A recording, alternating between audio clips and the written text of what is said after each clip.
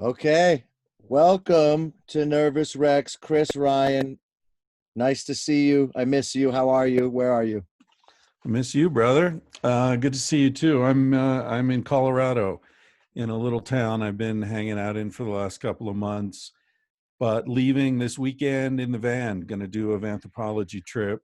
Um, it's going to be different from previous years. I guess we're not going to have get-togethers in cities where everyone can meet each other and all that. Basically, just going to be hanging out in forest, National Forest Service land, BLM land. Some, if parks are open, might go to a few parks, but basically just doing like a circuit up through the Pacific Northwest and Montana and Idaho and Wyoming. I'm right behind you. I'm going to do the same thing in my RV with my lady and just get out of Dodge after this 3 months of being in one place. I'm getting the itch, and I got my RV, as you know, and I will be doing a similar loop. So I think we talked about this. We'll probably cross paths somewhere. I heard that a lot of people are going to be traveling because gas is cheap and people want to get out, and it's going to be probably a shit show. So we got to figure out the spots that aren't going to be like Yosemite, Yellowstone. Like, you're going to have to tell me where to Yeah, go. no, I'm not even going to think about those kind of places, but yeah, I'll drop you some pins, man. That was the first time I got my RV. You dropped me a pin, and I met you in Nacimiento or something up near Big Sur, and that was my That's first. right. That was the Maiden Voyage. That was it. Yeah, I remember that. That was great. That was like 3 years ago, and now, yeah, now I can't even imagine life without the RV. It's just the best. And now I've had a few friends see how I was living with the RV, and now they're RV guys. It's contagious, man. Yeah, our buddy Kyle Tierman was just out here and spent about a week or 10 days here. And at the end of it, he was like, I got to get a van. Yeah. Yeah, He's dude, a me van too. guy. I can't imagine how he Yeah. doesn't have one already. It's so him. Yeah. Well, that's what I said. It's like, you're the ultimate van dude. You're 30 Right. years old, hyper fit, climber, runner, mountain biker, surfer. Like, how are you not living in a van right now? It's perfect But time for him. Yeah. yeah, I mean, he's been in a relationship for the last 6 years, and I think the woman he was with probably wouldn't have been down with the van life. Right. But now that he's out of that and he's on his own, it's like, hey, what's holding you back, man? It's great. Yeah, he said he might come by here in Joshua Tree and visit me on the way back from seeing you. So I think he's gonna pop by. Um, I've just been lucked down here in Joshua Tree, which couldn't be better. You came by, you saw my place. I got it good. I'm one of the lucky ones. I feel almost guilty about how good this whole pandemic has been to me because all I've been doing is resting, exercising, cooking, building my home. I mean, I think I'm the luckiest person I know. It's fucked up. Yeah, And you too. You're one of the other ones. You got yeah, out. it is Yeah. strange. I feel the same way. Yeah, Um, yeah. I mean, neither one of us has kids, which is a huge relief at the moment. I mean, imagine these woo. people, their kids are home all day and no school, and I mean, I don't know how they do it. But yeah, this is definitely a situation in which it's a blessing not to have kids, not to have a high overhead, and not to have a big mortgage. I read a long time ago, a man's wealth is best measured by the things he can do without. And right now, I think, that's really paying off. Yeah, who says that quote again? That's a great quote. Is that Thoreau? That's Henry David Thoreau. Yeah. Yeah. Oh, I got that one right. I feel smart around you. Now, yeah, it's definitely which by the way, civil disobedience, which is kind of fitting. I don't know if you saw what's going on right now. There's been some, like, as of today, there's been a little uprising, which I've been kind of anticipating anyway. That's sort of perfectly ripe for all of this. And this is, what's your take on what's happening right now? It seems like every 30 years or so, I mean, it was 30 years ago ish, Rodney King, the levee breaks every 30 years and people are like, enough, Hmm. right? Ish. Yeah, I mean, I don't know. I'd have to look at the historical record to comment on the 30-year thing, but I think certainly we're at a moment where people are it's impossible to ignore the inequities of this society. And for Black people, it's obvious. It's not every 30 years, it's every year, every three Right. months. That some guy's killed by police for doing nothing, or woman. They've killed women too. But yeah, I think we're at this historical moment where the inequities of the society are becoming more and more apparent and harder to ignore. And you know, a pandemic like this really shows how a society is a community, or should be a community, and we're only as good as our weakest link, right? That old truism. But it's really true. When you have people who don't have access to healthcare, don't have access to basic needs, and they have a contagious disease, that's going to spread, and I don't care how rich you are, eventually it's going to get you too.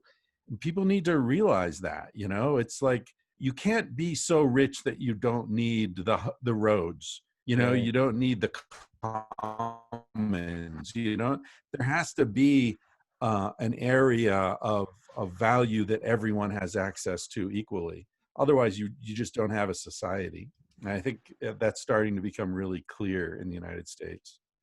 Yeah, this is sort of everything you've been talking about. I mean, you just had your book come out about a year ago, Civilized to Death. I mean, it's couldn't be a more fitting title. You've been talking about how humans aren't meant to be, so close to animals in large scale farming.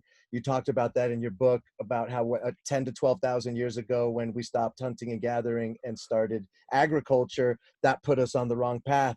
And you must be sitting back now kind of like, I told you so, motherfuckers. I mean, you called it. It's exactly what's happening. Yeah, well, there's no pleasure in that. It's there's so many things that are predictable when you look at human society from that distance. And when you're looking in 10,000 year spans, you can see how population density increases dramatically. Population growth increases exponentially after the advent of agriculture. And so all these pandemics, people often say, like, man, you're always talking about how great prehistory was, but everyone died from smallpox and, influenza, and, all these contagious diseases. And what they don't understand is all those contagious diseases are a result of agriculture Right. and You talked about that. civilization, Right. You right? talked about that in the book. Yeah, Yeah.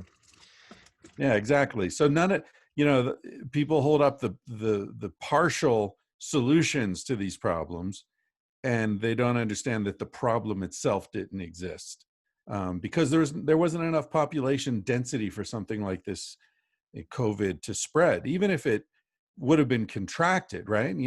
Presumably people ate bats in prehistory occasionally, or pangolins, or wherever this thing jumped over from. People were eating wild animals. And so there would have been viral zootropic viruses that transmitted into human populations. But because the human populations were dispersed and not, densely packed, these viruses, even when they entered humans, would not have spread very far. So, it kind of gives you a sense that there are certain ways that we are supposed to exist on this planet that are healthier, and that protect us from certain kinds of pathogens like this. And when we fuck with nature, nature fucks back. Yeah, what's interesting to me to see is that this was a big wake-up call for a lot of people, including myself. I think you and I were already sort of living a different life than your average 9 to 5er, so we were a little more prepared for this adjustment. But what's interesting to me is to see how many people are ready to get right back to what's broken. It's like everyone's rushing to get back to this thing that's flawed, and I don't know if America is mature enough or civilized enough to realize that. Do you think we're just going to get right? Do you you mentioned a possible second wave? It seems a little eerie, like we're rushing back into it by opening everything up again for the economy. What's your take on that? Yeah, I think a second wave's definitely coming because we didn't handle the first wave properly. You know, the rest of the world's laughing at us. The Yeah. rest of the world is just looking at America with dismay and confusion and, perplexity. We are, another thing that's becoming clear is that what really matters in this country is business, money. The money has to keep flowing. And if that means people die, then people die. Whereas other societies like, New Zealand and most European countries, they value humans more than money. And so, they still have politicians and leaders who are not motivated purely by profit margin and political donations. So this is another thing that's becoming clear. You said everybody wants to get back to normal, and I know that's true. That's always the case. But I have seen, just this morning, I was looking at a news report that said that a lot of businesses are having trouble getting people to come back to work because they don't feel safe. Right. And so even people who are desperate for money, their mortgage bill's coming up, they're in a tight spot, and they're still saying, like, yeah, I don't think so, man. I don't want to come work in that meat plant, that chicken processing plant for $10 an hour, whatever bullshit you're paying me, with no health care and no leave and no. Right. I think this would be a really good time for what's left of labor in this country to stage a national strike, to just say, no, these conditions are not acceptable. I'd rather be broke than keep working in this shitty job. I don't know. Maybe there'd be some change. They've got some leverage right now, but it's hard. As well as the way we go to school. I mean, look at all these classes Right. online. Like I heard you say on your podcast the other day, what am I paying 70 grand a year for to live in a room with somebody and hang out with the kids between class? I mean, I think there's Yeah. going to be a lot of reevaluation of that. I thought that made a lot of sense because my girlfriend, and I don't want anyone listening to think she's 19. She's in college. She goes to school. She's 29 for the record, but she's been doing all her classes online, and she gets the freedom of just saving so much money and driving and polluting, by driving across the state once a month for a week and getting a hotel and doing it. She's like, this is fucking great. Right? I mean, it makes Yeah. sense. Makes sense. Especially in her case. I mean, she's in graduate school. She's working toward a PhD, and when you're at that level, you don't need to sit in a room with a bunch of other people. You know what you're doing. You know what you need to work on. It's about your own research and your own practicum in her case, because she's doing a clinical program. You don't need that setting. And I think a lot of people are looking at that and saying, okay, wait a minute. What am I actually paying for here? I can have access to these professors online, or to even better professors, to people who maybe aren't even professors, but they're experts in this field. And I can access that kind of knowledge and information and network much more efficiently and cheaply. I think the higher education system in the U.S. is just another house of cards. It's another pyramid scheme. And what's good about this crisis is that it's an opportunity for people to reevaluate what works and what doesn't in their lives, right? So getting back to Civilized to Death, the whole point of that book is there are certain things that reliably make us happy, make us relaxed and content and fulfilled. And those are the things that worked for our ancestors. There's a reason sitting by a campfire feels so fucking good and so relaxing, right? There's a reason this smell of a steak on a barbecue like makes you salivate, right? Your ancestors have been eating that forever. Right. There's a reason jumping in a cold river makes you feel healthy and strong all day afterwards. And the reason is that that's where we came from. And so if we use the past as a guide to the future, we're going to be in a much better place. And what's happening now is that a lot of the distractions and the artificial, kind of packaged satisfactions that we've been sold, people are seeing, A, this is expensive. B, it's bullshit. It doesn't work. This Right. money isn't really making me happier. The big house, I don't need 9/10 of this house. Why am I paying for these rooms that I never go into? You know? Yeah. I, So I hope there's a reassessment going on. well, I know there is for me. I mean, I got so lucky that I bought this off-grid house that's surrounded by nothing but, as far as you, right now I'm looking out the window of a trailer that I bought as the guest house, and I could see 50 miles without one man-made object. What that does to my psyche, not seeing, I drive into town, it's 20 minutes to the closest town and it's a dirt road and people wave at you like that. Yeah. Yeah. What Yeah. that does to you psychologically with not all the rules. Oh, no parking. Oh, red light. Oh, do I got to stop here? Is a cop going to bust me? Am I like, you could relax. And for the first time in my life, after living in San Francisco, New York, LA, my whole life, I'm now living in nature, but living in nature, not visiting nature. My home is in nature. And I feel more relaxed than I've ever been in my entire life. I'm under the stars. I'm having the fire. I'm cooking. It's that fucking simple. We make it too complicated. And then I Yeah. go back into LA once every 10 days. I'm like, get me the fuck out of here. You know, so you're absolutely right. Yeah. I just don't know if most people are getting to learn this right now. A lot of people are stuck in their apartment. I don't think they're by default going out and having that experience. So I'm one of the lucky ones and I get it. And the RV taught me that. That's why I did that, because it gave me that in small doses. But now I'm living in it, not visiting it. And I think I'm the happiest I've been in a very long time. I'm sleeping better.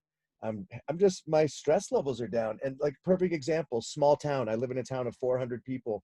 I was pulled over to get a phone signal the other day because the phones don't work that good out here. And a car pulls up next to me and I instinctively was on a defensive mode. And he's like, roll your window down. I put my window down. He's like, do you need any help? Fuck, man. That's how we're supposed to. Yeah. Yeah, man. I hear you. That happened to me last night. I was walking back around sunset. We went for a walk after dinner and a car pulled over next to us, rolled down the window and they said, "You guys need a ride?" I'm like, shh. I mean, come on. Yeah, you're right. It's the way it's supposed to be. And when Yeah, you're in a place with fewer people, you pay attention to the people, they pay attention to you. And the reason people wave to each other and they're friendly to each other is when you're in this kind of environment with very few people.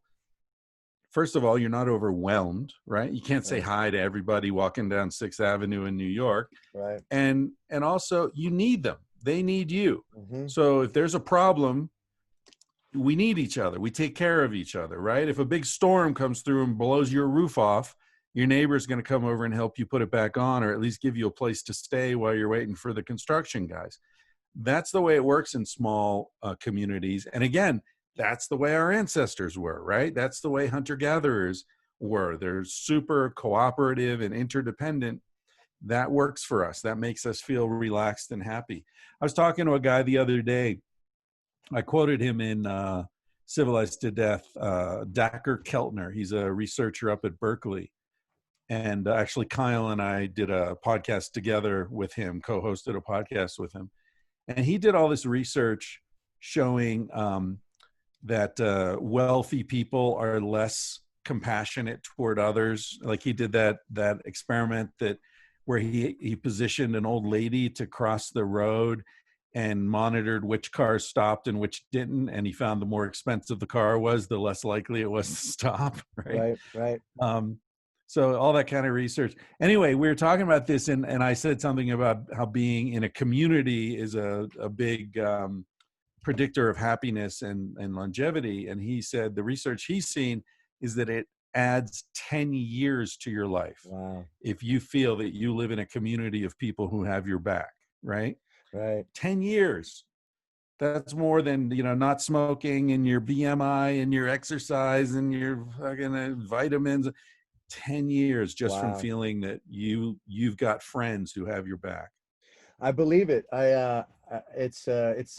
It's soul enriching. It's not just like, yeah, like you said, exercising and just running and getting your cardio up. It does something to your psyche and your soul that is, I'm just very lucky that I'm getting to experience that, because it's that simple: community, nature. Uh, yeah, it's just an overpopulation issue. You know, another thing that I wanted to ask you about, you touched on it on the intro of one of your podcasts, and for everyone listening, I'm sure you know Tangentially Speaking. That's Chris's podcast.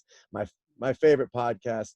That's how we met. I love when you go on your rants about shit, and you went on a rant recently about, you know, 5G and this conspiracy theory shit. And it's getting to a point where conspiracy theories are becoming like politics, where it's one of those things like religion or politics, like don't bring it up. It's becoming people's religion. And it's really scary how naive people that I know are subscribing, because I think by default, the news is so untrustworthy and there's so much bullshit out there. People are gravitating towards something as ridiculous as this is fake for, you know, for to crash the economy, and that pandemics aren't real. And I had to talk to my therapist about it, because like it upsets me so much that I got to work on not taking it personal, and I don't know why it triggers something inside me. It really gets me angry, or you know, I want to defend science and the truth. I mean, science deniers, Chris, science deniers. What the fuck, Yeah. man?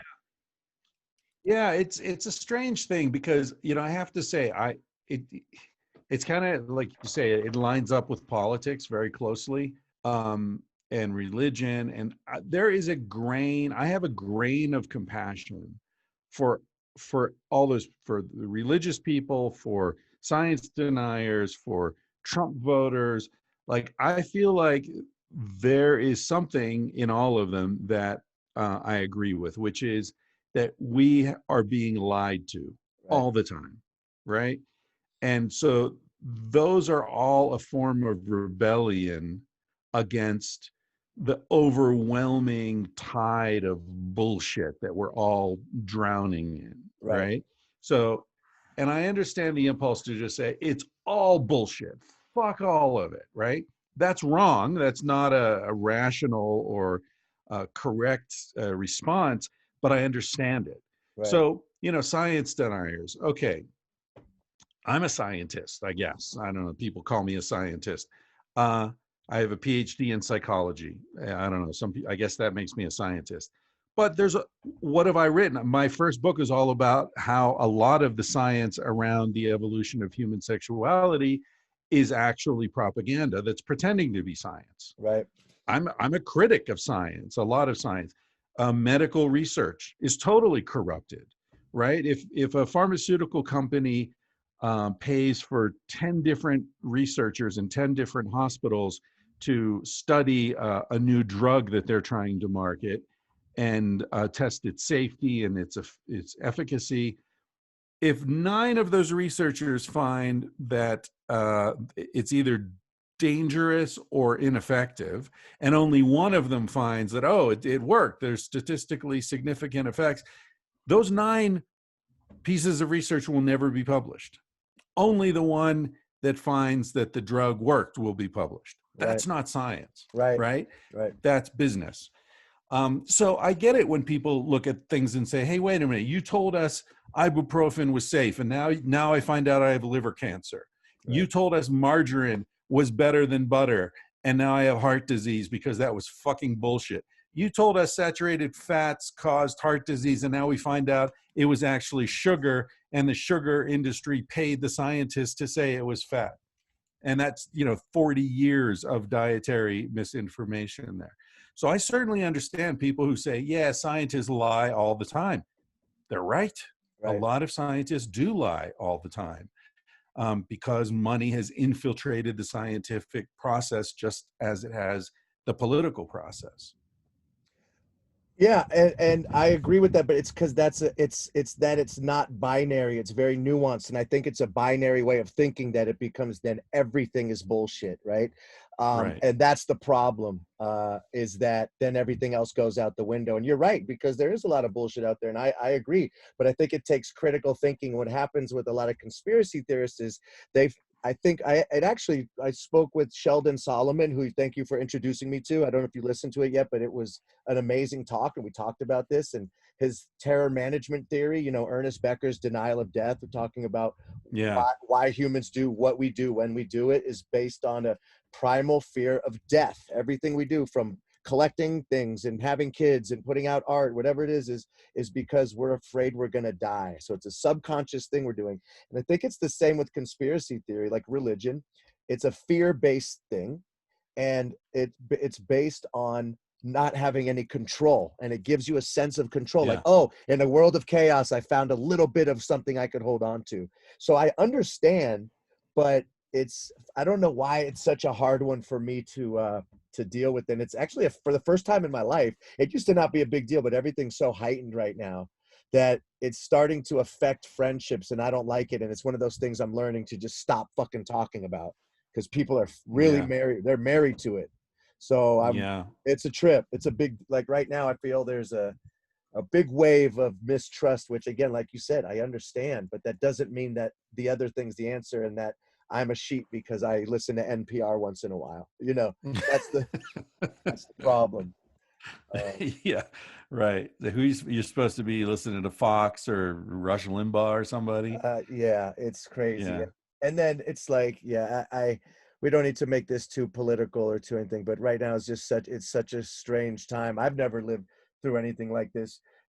I guess you will remember the Vietnam War. Was it this crazy? How old were you when the Vietnam War was happening and the country was divided over that?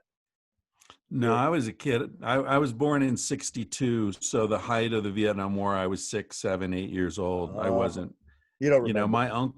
yeah, my uncles went, and I have some memory of that and of the hippies and the whole sort of counterculture movement happening, but I wasn't really aware of the war when it was happening. I was too little. So there's nothing like this that you've seen. Is this the craziest shit of your lifetime? I guess so, yeah. I mean, I saw crazy shit happening, I when Reagan was elected in 1980, I was 18 years old, and I felt very strongly that the country had turned, it was very clear that the Reagan election was where it's almost like you see two streams coming down a mountain and they move toward each other and then they join and they become a river, right? So at that point in 1980, the Reagan campaign represented the stream of politics and the stream of advertising joining to form a river.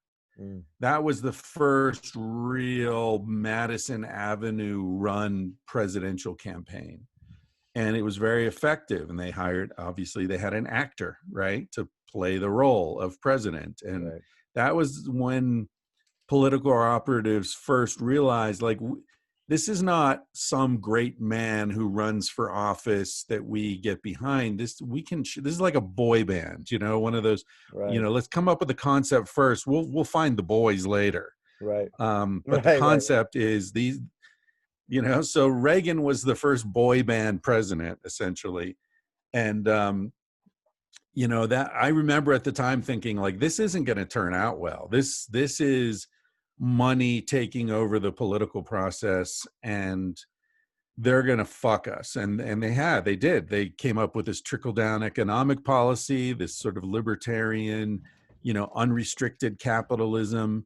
It was the first presidential administration that said that the government is the problem. Right. I mean, could you imagine going to a doctor who said medicine is a problem? Right. Like that's the wrong doctor, man. Is that voodoo economics? Is that what that term means? Yeah, well, voodoo economics, that's funny because that phrase was used by George Bush Sr. when he was running against Reagan in the Ah, primary. okay. He called it voodoo economics, and then he basically adopted the same policies when he Right. became president. And is Donald Trump sort of the boy band as well, but on another level? So I think he's a different thing. I think Trump represents, and this gets back to the conspiracy theorist thing. I think Trump represents um, someone who doesn't give a fuck. Right. Like the political process has become so packaged and focus group tested, and no one wants to say anything that could possibly offend anybody, and everything has to be like just say just the right thing, and don't offend the black people, don't offend the women, don't offend the gays, don't offend anybody, don't say anything that could be taken the wrong way. And I think people are just so sick of that. Right. And it's almost like with diet, like we've been eating so much processed shit food that the idea of something raw, something fresh from the ground, something that's not gone through a industrial processing, process, is just so appealing. Like an apple, you pick it off the tree and you eat it, right? It's even if it has a worm in it, at least it's real food, right? Right. Right. And I think basically Trump came across as being very appealing because people were so sick of these mealy-mouthed professional liars as politicians. So even when he lied in a way that made it feel like it was true. Like he lied in a way like, I don't give a shit. Like, oh yeah, I grab him by the pussy. Well, yeah, I said it, whatever. Like no one's ever done that before. Right. So I see Trump as a protest vote against Washington bullshit. Right. And it's like a conspiracy theory. It's like someone who says the earth is flat. It's like, look, dude, I respect your skepticism, but your conclusion is bullshit. Right. Right. So I respect the skepticism of people who said, yeah, vote for the asshole. Like, at least he's not a Clinton. Right. I agree. We didn't need another fucking Clinton, but the earth is not flat and Donald Trump is not a legitimate leader. Right. Wow. Well put. And what do you think? I know you're not a fan of Joe Biden. What do you see happening with? Are they going to be doing a debate via Zoom? I mean, not in person. What's going on? I don't know, man. I know you don't have the answers. I'm just wondering what do you think? And if Donald Trump wins again, are you the fuck out of here? I mean, I know you mentioned that before. My dad said that. My dad's just like, I don't know if I want to be in this country anymore. Yeah, well, and then if he loses, will he leave? That's another question. Because if he loses, he might just say, "Yeah, this was rigged. I'm not leaving." Right. No one stopped him yet, right? Like, he's broken every rule. He said, "Fuck y'all" so many times, and nobody has stepped up and said, "Hey, you can't do that, man." No one's controlled him. He's like a kid who just keeps testing the limits, and there are no limits. Right. I see Trump as, I don't know, I may have said this to you before, but to me, Trump isn't the problem. To me, Trump is what has exposed the problems. Right. The problem is that there's no American institutions that can control corruption, because the institutions themselves are corrupt. And so he calls them out and they don't have any response. To me, Trump is like, the roof is leaking and Trump is the rain. You don't blame it on the rain. The problem is the roof. It's your house sucks. You haven't taken care of the house. That's why it's leaking. Sure, it rains, but it's always going to rain. There are always going to be, blowhard narcissists trying to get attention. The problem is when your institutions it's like an immune system that doesn't eliminate germs. There are always going to be germs. The germs aren't the issue. The issue is your immune system. Right. And I think our political immune system is really broken down. Well put. Yeah, I think you just nailed it. I'm pretty removed from it. I've never been too into politics. You know that. It's just hard to not, I don't even like watching the news. But you can't help but download so much information on you through social media and through what's going on right now. And I'm not educated at all on politics. I always just go off like gut vibe on the human being. But it's just, these are extraordinary times. So more than ever, I've been tuning in and trying to at least have some semblance of an understanding of what the fuck's going on. But it's the most helpless feeling in the world. We've talked about this before. Like, what are you going to do about it? And how does it affect your day-to-day life? Well, for the first time, it is affecting my day-to-day life. You know what I mean? It's becoming like it's real. But yeah, I'm loving Joshua Tree. I'll tell you that, and I'm gonna enjoy getting on the road for a bit. I hope the roads aren't as, gas is cheap. Everyone's gonna be on the road. I hope it's not too crazy out there. I'm planning on doing the same loop you are. I'm gonna go first to NorCal, and in a few weeks I'm almost done with construction here. I'm building some cool shit, just some outdoor like areas to hang out at. Love for you to come back at some point, and then um, I'm gonna head up Yeah, north. I love the videos and stuff Oh, you've been showing. Oh, it's great, man. I got a fire pit going. Just like you said, like the basics, man. I'm under the stars at the fire every night, and I'm content. Um, but yeah, it's time to get on the road, and I got that itch to keep it moving. I get stagnant. I can't be, and even though I'm in the most amazing place, I still need to get the fuck out. I'm a mover and a shaker like you. I need Yeah. to hit that open road and have that sense of adventure and what's around the corner. So I'm going to be heading up north and doing a very similar loop to you. I'm going to do like up to Washington. I want to do Idaho, Montana. I'd like to do Utah if it's not too hot, and go to Moab, which I've never been to. There's just so much shit to see. It's time to just do a little USA traveling. Hell Uh, yeah.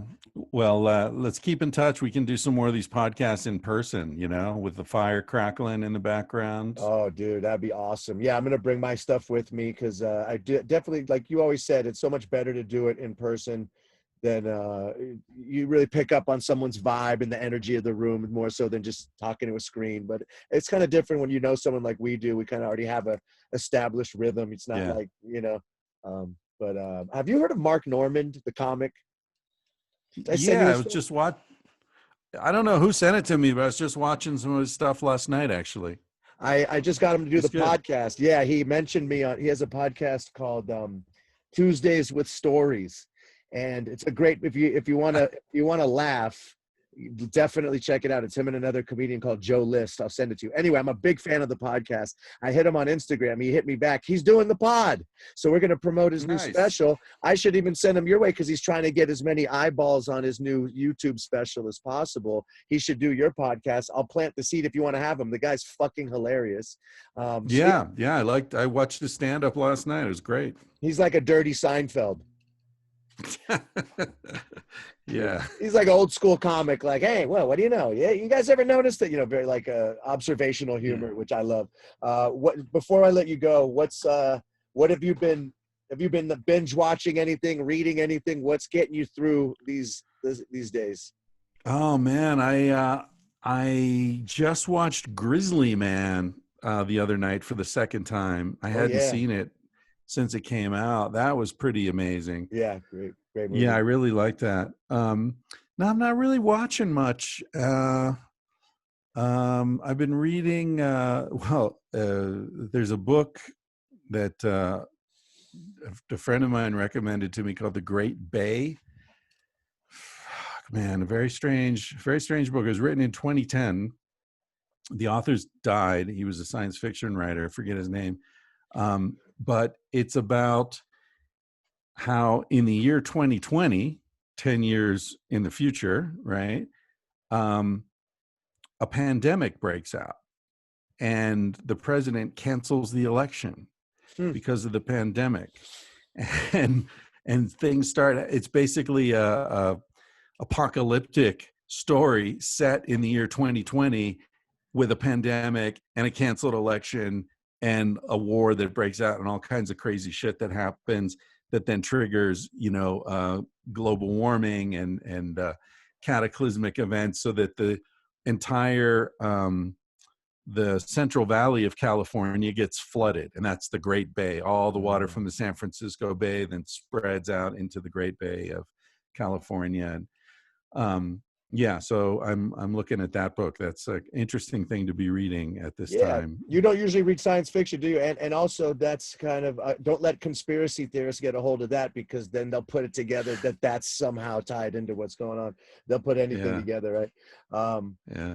Yeah, yeah. I've been just reading myself. I just because of that podcast Tuesdays with Stories, I said, "Oh, that's a pun on a book called Tuesdays with Maury." Read that book, loved it. Watched all the videos on YouTube of Maury being interviewed as before he passed. Absolutely beautiful. Anybody listening, there's a great book. Go get it, called Tuesdays with Maury, Morrie. Just pretty profound stuff. And then you could watch videos I just made sure to not do it till I finished the book to not ruin it.